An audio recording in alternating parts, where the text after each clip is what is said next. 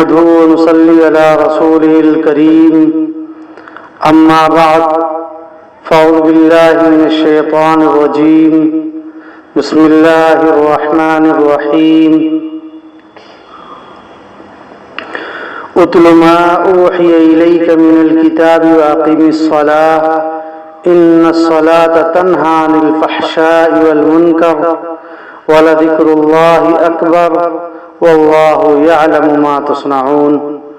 وقال النبي صلى الله عليه وسلم إن الله يرفع بهذا الكتاب أقواما ويضع به آخرين اللهم صل على سيدنا محمد وعلى آل سيدنا محمد مبارک وسلم۔ محترم سامعین کرام اور حاضرین مجلس، آج کی اس مبارک محفل میں قرآن کریم کی عظمت، قرآن کریم کی فضیلت اور قرآن کریم کے حقوق کے سلسلے میں انشاءاللہ چند باتیں عرض کرنے کی کوشش کروں گا۔ میرے بھائیوں، ایک مسلمان پر قرآن کریم کے کئی حقوق ہیں۔ سب سے پہلا حق اس پر ایمان لانا اور اس بات پر یقین کرنا کہ یہ اللہ رب العزت کی طرف سے بھیجی ہوئی کتاب ہے جو قیامت تک باقی رہے گی۔ اس میں ذرہ برابر کوئی تبدیلی نہیں ہو سکتی، اس میں ذرہ برابر کوئی انسان رد و بدل نہیں کر سکتا۔ دوسرا حق قرآن کریم کا یہ ہے کہ اس کی تلاوت کرنا۔ تیسرا حق اس کے احکام پر عمل کرنا۔ میرے بھائیوں، قرآن کریم، قرآن کے معنی آتے ہیں پڑھی جانے والی کتاب۔ یہ قرآن کریم کوئی ایسی قانون کی کتاب نہیں ہے کہ اس کی جب ضرورت پڑی وکیلوں کی طرح اس کو اٹھایا اور پھر دیکھ کر الماری میں سجا کر رکھ دیا، بلکہ قرآن کریم وہ مقدس کتاب ہے کہ جس کو پڑھنا بھی ثواب، جس کو پڑھانا بھی ثواب، جس کو سننا بھی ثواب، جس کو سنانا بھی ثواب، جس کو سمجھنا بھی ثواب، جس کو سمجھانا بھی ثواب، جس کو سمجھ کر پڑھنا بھی ثواب اور جس کو بغیر سمجھے پڑھنا بھی ثواب، جس کو دیکھنا بھی ثواب، جس کو چھونا بھی ثواب، جس کو چومنا بھی ثواب اور جس پر عمل کرنا سب سے بڑا ثواب۔ اور جو قرآن کریم پڑھتا ہے اس کی طرف محبت سے دیکھنا بھی ثواب، جو قرآن کریم پڑھاتا ہے اس کی طرف محبت سے دیکھنا بھی ثواب، اور جہاں قرآن کریم پڑھایا جاتا ہے ان جگہوں کو بھی محبت سے دیکھنا بھی ثواب۔ قرآن کریم کہتا ہے، اے دنیا کے انسانوں، اگر مجھ کو سنوار کر پڑھو گے تو قاری بن جاؤ گے، اگر مجھ کو سمجھ کر پڑھو گے تو عالم بن جاؤ گے، اگر مجھ کو یاد کرو گے تو حافظ بن جاؤ گے، اگر میرے مطابق فیصلہ کرو گے تو قاضی بن جاؤ گے، اگر مجھ میں چھپے ہوئے مسائل کو نکالو گے تو فقیہ بن جاؤ گے، اگر مجھے حدیث کی روشنی میں سمجھو گے تو محدث بن جاؤ گے، اگر میرے احکام کو لوگوں تک پہنچاؤ گے تو مبلغ بن جاؤ گے، اگر لوگوں کے سامنے میری آیتوں کی وضاحت کرو گے تو مفسر بن جاؤ گے، اگر میرے بتائے ہوئے احکام پر عمل کرو گے تو ولی بن جاؤ گے۔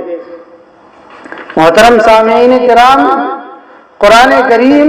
وہ مقدس کتاب ہے کہ اللہ رب العزت نے کائنات بنانے سے پہلے جب قرآن کریم کی چند آیتوں کی تلاوت فرمائی تو عرش اٹھانے والے فرشتے بھی جھوم اٹھے اور کہنے لگے خوش قسمت ہے وہ امت جس امت میں قرآن کریم اتارا جائے گا، خوش قسمت ہیں وہ زبانیں جو اس قرآن کریم کو پڑھیں گی، خوش قسمت ہیں وہ آنکھیں جو اس قرآن کریم کو دیکھیں گی، خوش قسمت ہے وہ ہاتھ جو اس قرآن کریم کو چھوئیں گے، خوش قسمت ہے وہ ہونٹ جو اس قرآن کریم کو چومیں گے، خوش قسمت ہیں وہ سینے جن سینوں میں قرآن کریم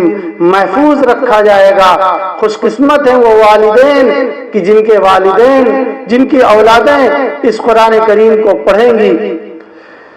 میرے محترم بزرگوں اور دوستوں، تین چیزیں ایسی ہیں کہ جن کو دیکھنا ثواب ہے، ماں باپ کو محبت سے دیکھنا ثواب، خانہ کعبہ کو دیکھنا ثواب، اور قرآن کریم کو بھی دیکھنا ثواب ہے۔ چار چیزیں ایسی ہیں جن سے انسان کا دل اور جس سے انسان کا جی کبھی نہیں بھرتا۔ آدمی تھک جاتا ہے مگر اس کا جی کبھی نہیں بھرتا۔ ایک آسمان دیکھنے سے، جب سے آدمی پیدا ہوا ہے جب تک زندہ رہے گا ہمیشہ آسمان کو دیکھتا ہے اور دیکھتا رہے گا، مگر ہم میں سے کوئی نہیں کہتا ہے کہ اتنے دنوں سے آسمان دیکھ رہا ہوں اب دیکھنے کو دل نہیں کرتا۔ دوسرے پانی سے آدمی کا دل اور جی نہیں بھرتا، وقتی طور پر پانی سے آدمی کا پیٹ تو بھر جاتا ہے، مگر دنیا میں کوئی آدمی کبھی یہ نہیں کہتا ہے کہ اتنے دنوں سے پانی پی رہا ہوں اب پانی پینے کا جی نہیں کرتا۔ روزانہ اگر آدمی بریانی کھائے، روزانہ مرغ روغن کھائے تو ایک وقت آتا ہے آدمی کا جی اس سے بھر جاتا ہے مگر پانی سے کبھی جی نہیں بھرتا۔ اسی طرح خانہ کعبہ کو دیکھنے سے آدمی کا کبھی جی نہیں بھرتا۔ ایک مرتبہ دیکھیے، دو مرتبہ دیکھیے، بار بار دیکھیے، مگر اس کو دیکھنے سے آدمی کا دل اور جی کبھی نہیں بھرتا۔ اسی طرح قرآن کریم پڑھنے سے آدمی کا جی کبھی نہیں بھرتا۔ دنیا کی کوئی اور کتاب ہو، چاہے جتنی اچھی ہو، ایک مرتبہ پڑھیے، دو مرتبہ پڑھیے، بار بار پڑھیے، اس سے طبیعت میں اکتاہٹ آنے لگتی ہے، مگر قرآن کریم ایسی کتاب ہے جس کو پڑھتے پڑھتے آدمی وقتی طور پر تھک تو جاتا ہے مگر اس کو پڑھنے سے آدمی کا دل کبھی نہیں بھرتا۔ قرآن کریم ایسی مقدس کتاب ہے کہ جس کو جتنے لہجے میں، جس کو جتنے انداز میں پڑھا جاتا ہے، دنیا کی کوئی اور کتاب اتنے لہجے اور اتنے انداز میں نہیں پڑھی گئی ہے، نہ ہی قیامت تک پڑھی جائے گی۔ حضرت امام نافع مدنی رحمت اللہ علیہ ایک بہت بڑے قاری گزرے ہیں، ان کے منہ سے اتنی اچھی خوشبو آتی تھی، اتنی اچھی خوشبو آتی تھی کہ اتنی اچھی خوشبو مشک و عنبر سے کیا آتی ہوگی۔ کسی نے کہا کہ آپ اپنے منہ میں کون سی خوشبو رکھتے ہیں کہ ایسی اچھی خوشبو نہ ہم نے آج تک کبھی سونگھی اور نہ ہی آج تک اس کا کبھی تذکرہ سنا۔ تو آپ نے فرمایا واللہ میں اپنے منہ میں کوئی خوشبو نہیں رکھتا۔ جب لوگوں نے بار بار اصرار کیا کہ نہیں کوئی بات ضرور ہے کہ آپ کے منہ سے ایسی خوشبو آتی ہے، تو حضرت نے فرمایا ایک رات حضور اکرم صلی اللہ علیہ وسلم کی خواب میں زیارت ہوئی تو آپ نے فرمایا نافع تم اتنا اچھا قرآن پڑھتے ہو، تم اتنے شوق سے قرآن کریم پڑھتے ہو، طبیعت چاہ رہی ہے کہ میں تمہارے ہونٹوں کو چوم لوں۔ چنانچہ آقا مدنی صلی اللہ علیہ وسلم نے میرے ہونٹوں کو چوم لیا۔ جب سے آقا صلی اللہ علیہ وسلم نے میرے ہونٹوں کو چوما ہے اسی وقت سے میرے لبوں سے یہ خوشبو آ رہی ہے۔ میرے دوستو آپ اندازہ کیجئے کہ اللہ رب العزت کے نزدیک اور نبی کریم صلی اللہ علیہ وسلم کے نزدیک اس شخص کا کیا مقام اور مرتبہ ہوگا جو قرآن کریم کی روزانہ تلاوت کرتا ہے اور جو اس کو خوب سنوار کر پڑھنے کی کوشش کرتا ہے۔ کتابوں میں لکھا ہے پوری کائنات میں جتنی مخلوق ہے ان میں سے کسی بھی مخلوق کو اللہ تعالیٰ نے قرآن کریم پڑھنے کا شرف نہیں عطا کیا، یہاں تک کہ فرشتے بھی قرآن کریم نہیں پڑھ سکتے سوائے جبریل علیہ السلام کے۔ اگر قرآن کریم پڑھنے کا کسی مخلوق کو شرف اور عزت حاصل ہے تو وہ انسان اور جنات کو۔ پوری دنیا میں دو ہی ایسی مخلوق ہیں کہ جو قرآن کریم کی تلاوت کر سکتی ہیں، بقیہ ساری مخلوق اس نعمت سے محروم ہیں۔ لہذا جب کوئی بندہ تلاوت کرنے بیٹھتا ہے تو فرشتے اس کی تلاوت سننے کے لیے آسمان سے اتر آتے ہیں، زمین سے لے کر آسمان تک فرشتوں کا ایک تانتا بن جاتا ہے، اور فرشتے اس کی تلاوت سننے کے لیے اس کو چاروں طرف سے گھیر لیتے ہیں اور اس تلاوت کرنے والے بندے کے اتنا قریب ہو جاتے ہیں، اتنا قریب ہو جاتے ہیں کہ اس کے لبوں کو اور ہونٹوں کو چوم لیتے ہیں کہ اس کے منہ سے اللہ رب العزت کا کلام ادا ہو رہا ہے۔ قرآن کریم کی تلاوت کرنے والا اللہ رب العزت اور اس کے فرشتوں کے نظر میں ایسے چمکتا ہے جیسے زمین والوں کے نظر میں آسمان کے ستارے چمکتے ہیں، اور وہ گھر بھی آسمان والوں کے نظر میں ایسے چمکتا ہے جیسے زمین والوں کے نظر میں ستارے چمکتے ہیں۔ پھر وہ سینے کتنے چمکتے ہوں گے جن سینوں میں یہ قرآن کریم محفوظ ہے۔ جس گھر میں قرآن کریم کی تلاوت ہوتی ہے اس گھر کی چھت پر فرشتے آ کر رحمت کے جھنڈے گاڑ دیتے ہیں۔ ایک مرتبہ ایک صحابی رات کے وقت تہجد میں تلاوت کر رہے تھے، جب ذرا تیز آواز میں تلاوت کرتے تو قریب میں ان کا بندھا ہوا گھوڑا کودنے لگتا اور وہ مارے ڈر کے اپنی آواز ذرا پست کر لیتے کہ قریب میں سوئے ہوئے بچے پر گھوڑا کودنے کی وجہ سے اس پر اپنا پیر نہ رکھ دے۔ جب سلام پھیرا تو دیکھا کچھ نور ہیں جو آسمان کی طرف جا رہے ہیں۔ صبح کو جب انہوں نے اپنا واقعہ جناب نبی کریم صلی اللہ علیہ وسلم کو سنایا تو آپ صلی اللہ علیہ وسلم نے فرمایا تمہارا قرآن سننے کے لیے فرشتے آسمان سے زمین پر اتر آئے تھے، اگر تم اسی طرح قرآن کریم پڑھتے رہتے تو مدینے کے لوگ صبح فرشتوں کو دیکھ لیتے۔ میرے عزیز ساتھیوں، قرآن کریم وہ مقدس کتاب ہے کہ جس نے اس قرآن کریم کو اتارا، جس نے اس قرآن کریم کو نازل کیا، وہ ذات پوری کائنات میں سب سے افضل ہے، اور جس کے ذریعے اس قرآن کریم کو اتارا گیا وہ فرشتہ تمام فرشتوں میں سب سے افضل ہے، اور جس ذات پر یہ قرآن کریم اتارا گیا وہ ذات تمام نبیوں سے افضل ہے۔ جس رات میں پہلے آسمان پر یہ قرآن کریم اتارا گیا وہ رات تمام راتوں سے افضل ہے، اور جس مہینے میں یہ قرآن کریم اتارا گیا وہ مہینہ تمام مہینوں سے افضل ہے۔ جس زمین پر قرآن کریم اتارا گیا وہ زمین تمام زمینوں سے افضل ہے، اور یہ قرآن کریم جس سینے میں محفوظ ہو جاتا ہے وہ سینہ بھی، وہ ذات بھی، وہ انسان بھی تمام انسانوں سے افضل ہو جاتا ہے۔ اسی لیے اللہ کے نبی صلی اللہ علیہ وسلم نے ارشاد فرمایا خیرکم من تعلم القرآن وعلمہ، کہ تم میں سب سے افضل وہ شخص ہے جو قرآن کریم سیکھتا اور سکھاتا ہے، تم میں سب سے افضل وہ شخص ہے جو قرآن کریم پڑھتا اور پڑھاتا ہے، تم میں سب سے افضل وہ شخص ہے جو قرآن کریم سمجھتا اور سمجھاتا ہے، تم میں سب سے افضل وہ شخص ہے جو قرآن کریم سنتا اور سناتا ہے۔ تمہارے درمیان سب سے اچھی جگہ وہ ہیں جہاں قرآن کریم پڑھا اور پڑھایا جاتا ہے۔ اسی لیے جب اللہ رب العزت کسی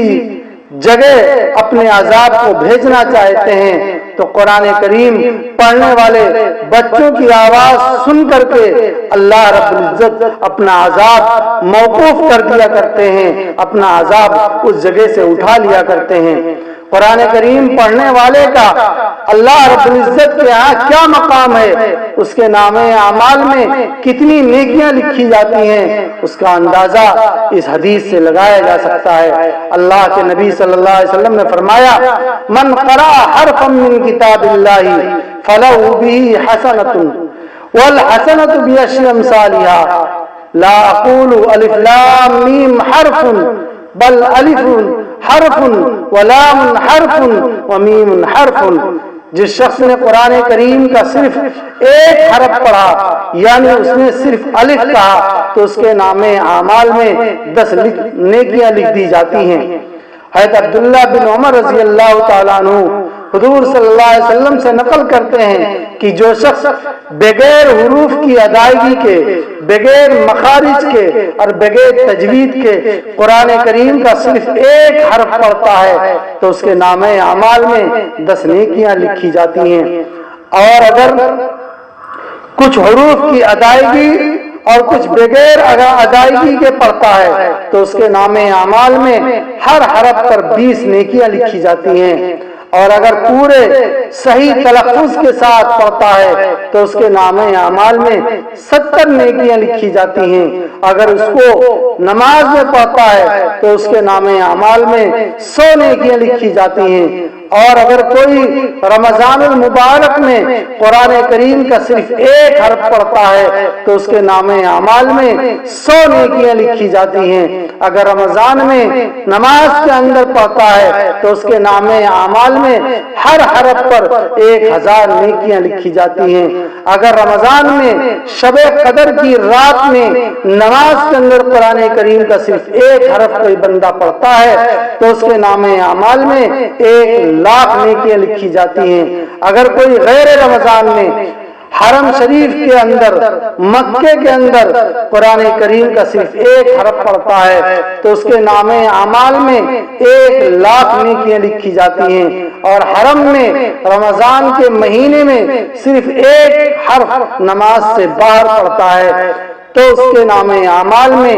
1 کروڑ نیکیاں لکھی جاتی ہیں۔ آپ اندازہ کریں، اگر کوئی قرآن کریم کی صرف ایک لائن پڑھتا ہے تو اس کے نام اعمال میں کتنی نیکیاں لکھی جاتی ہوں گی، اور اگر کوئی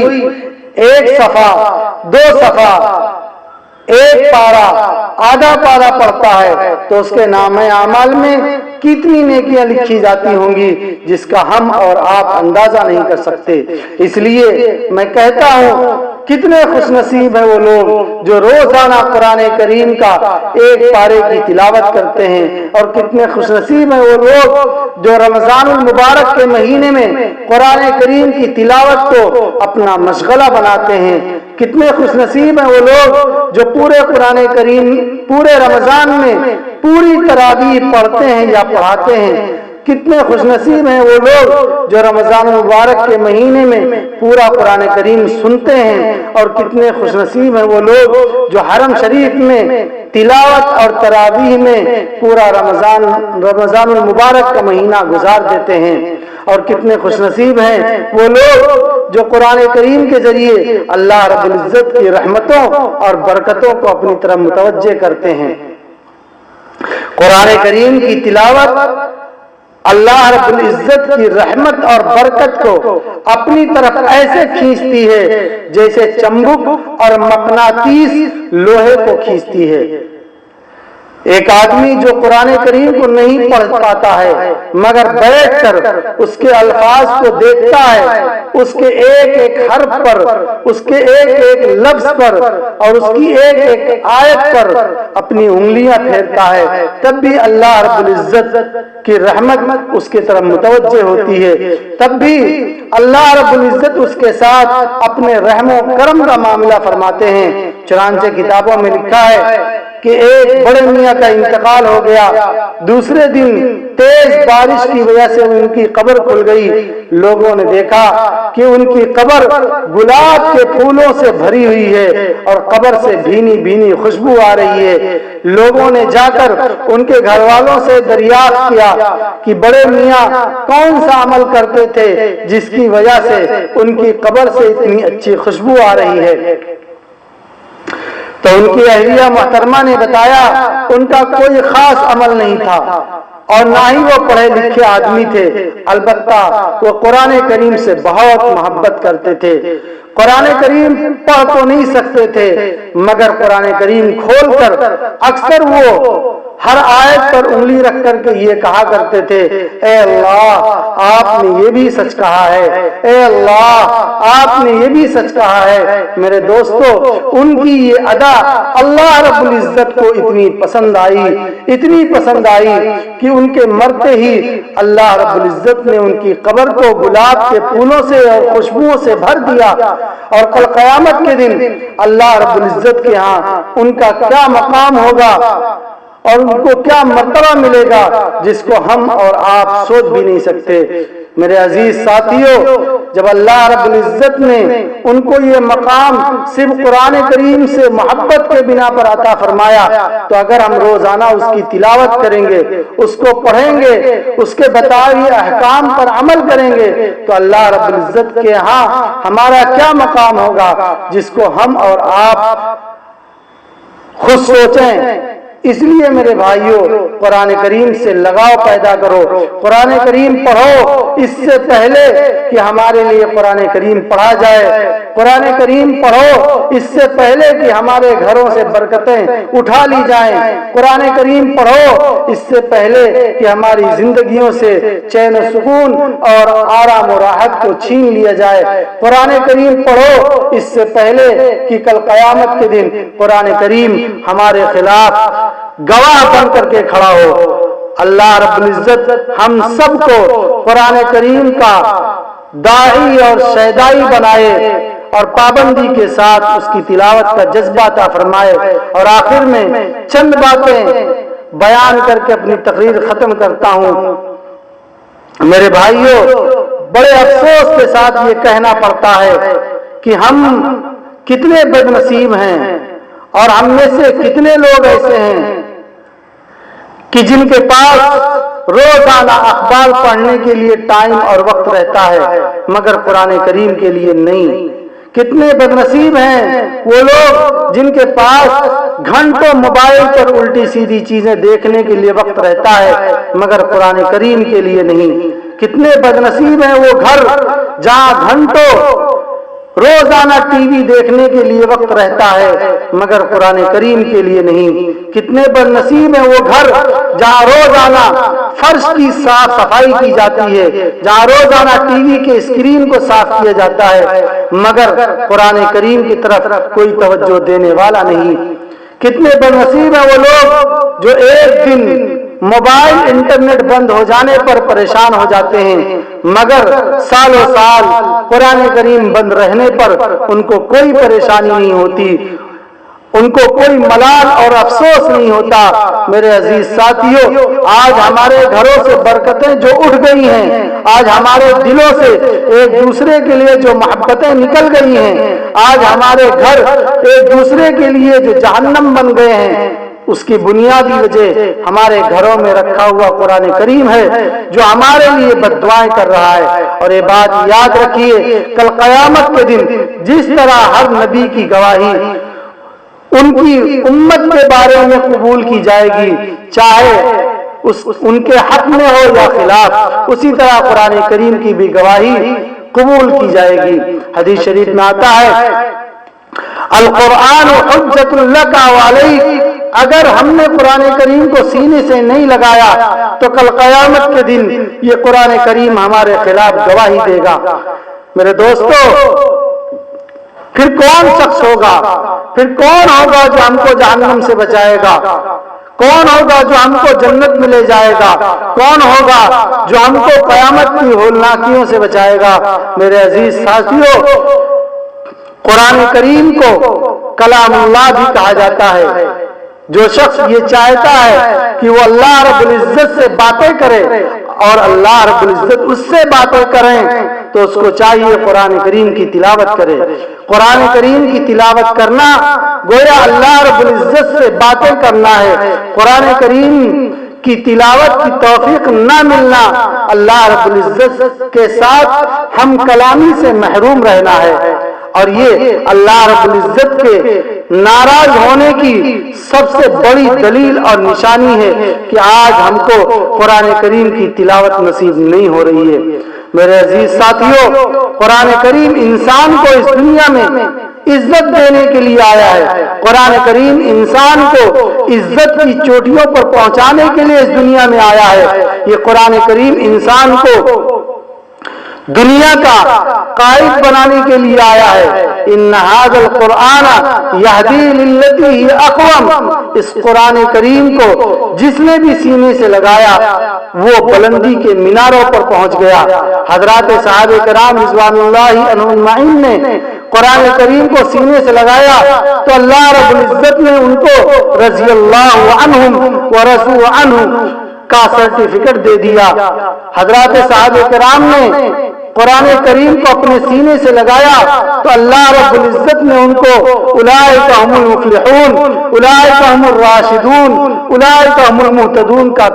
تمغہ عطا فرما دیا۔ حضرات صحابہ کرام نے قرآن کریم کو اپنے سینے سے لگایا تو اللہ رب العزت نے